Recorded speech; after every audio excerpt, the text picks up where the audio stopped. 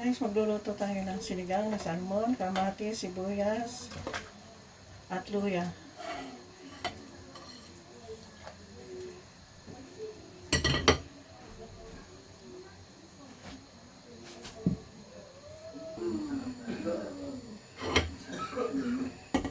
Bigay ko yung gulay dahil matigas ito. Ang isda, madaling lutuin.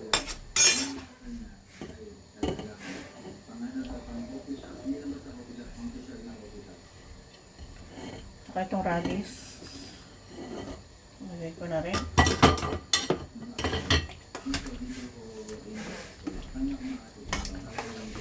Ito ay sinigang na salmon.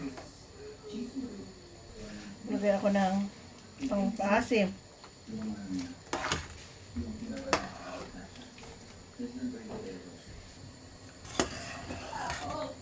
Ay guys, so sarap.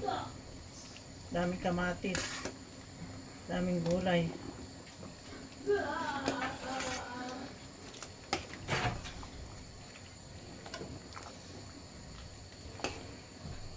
Kailangan durugin ng ayos yung kamatis para lumabas yung asin sa sinigang na salmon.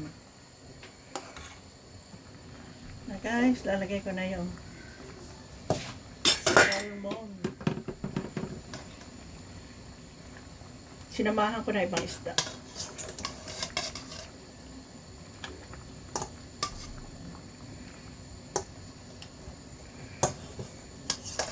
Yung iba, salmon. Ulo ng salmon. Kamayin ko na lang. Oh. Sarap yung ulo ng salmon eh.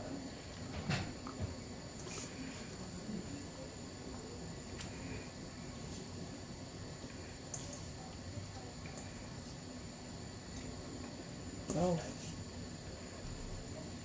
Hindi nakasya. Espinakas.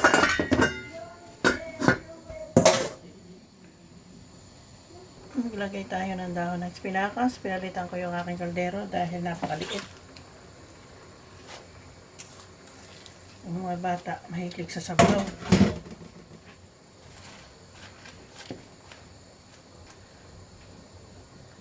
Mga bata guys mahilig sa sabaw. Ayan. Malaki na yung kaldero.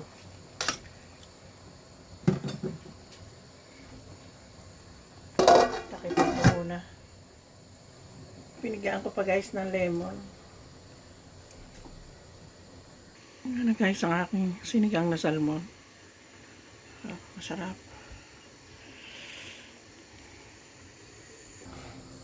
Ito yung sinigang kong salmon. Oh.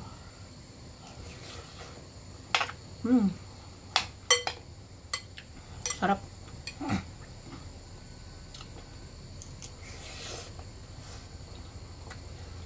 Sabaw pa yung ulam na.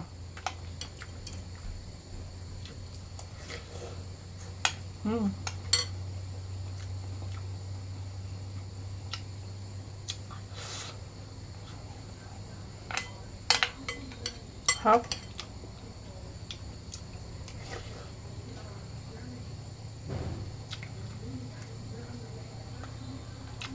Mata ng salmon. Sarap.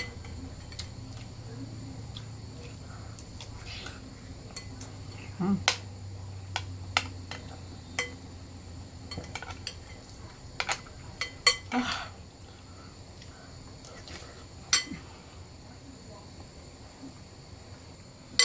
Yo guys, masarap din. Maganda rin yung salmon sa katawan ng tao.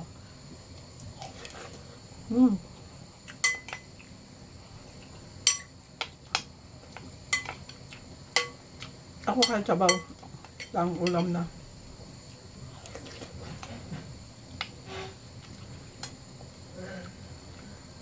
Yung ulam bininatang ko, sarap.